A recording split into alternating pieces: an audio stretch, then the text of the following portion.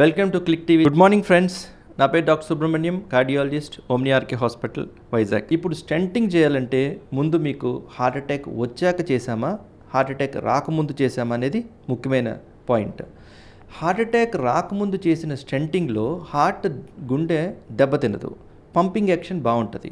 So అలాంటి వాళ్ళు ముందు నార్మల్ స్థితికి వెళ్ళిపోతారు. అంటే మళ్ళీ జాగింగ్ చేసుకోవచ్చు, రన్నింగ్ చేయొచ్చు, ఎక్సర్సైజ్ చేయొచ్చు, అన్నీ చేయొచ్చు. కానీ స్టెంట్ ఎందుకు డాక్టర్ గారు అంటే ఫర్దర్ డ్యామేజ్ జరగకుండా స్టెంట్ వేసాం. సో మనకి స్టెంట్ వేశాక గుండె పంపింగ్ యాక్షన్ చూడాలి. పంపింగ్ నార్మల్ ఉంటే అన్ని ఎక్సర్సైజ్ చేయొచ్చు. పంపింగ్ నార్మల్ లేకుండా వీక్గా ఉంటే మనం రెస్ట్రిక్టెడ్ యాక్టివిటీ అంటే వాకింగ్ మాత్రమే చేయాలి. సో అందుకని ముందు జాగ్రత్తగా చెకప్ చేయించుకొని బ్లాక్ 90% అంటే 70% దాటితే స్టెంట్ వేస్తాం. కంప్లీట్గా 100% అవ్వకముందే మనం బ్లాక్ని క్లియర్ చేసుకోవాలి. సో 100% బ్లాక్ అయిపోయిందంటే అటాక్ వచ్చినట్టే. సో అటాక్ వస్తే దాని డ్యామేజ్ జరిగినట్టే. డ్యామేజ్ జరిగితే ఎక్సర్సైజ్లు బాడీ ఫిట్నెస్ తగ్గిపోతుంది. సో అది దాని కారణం.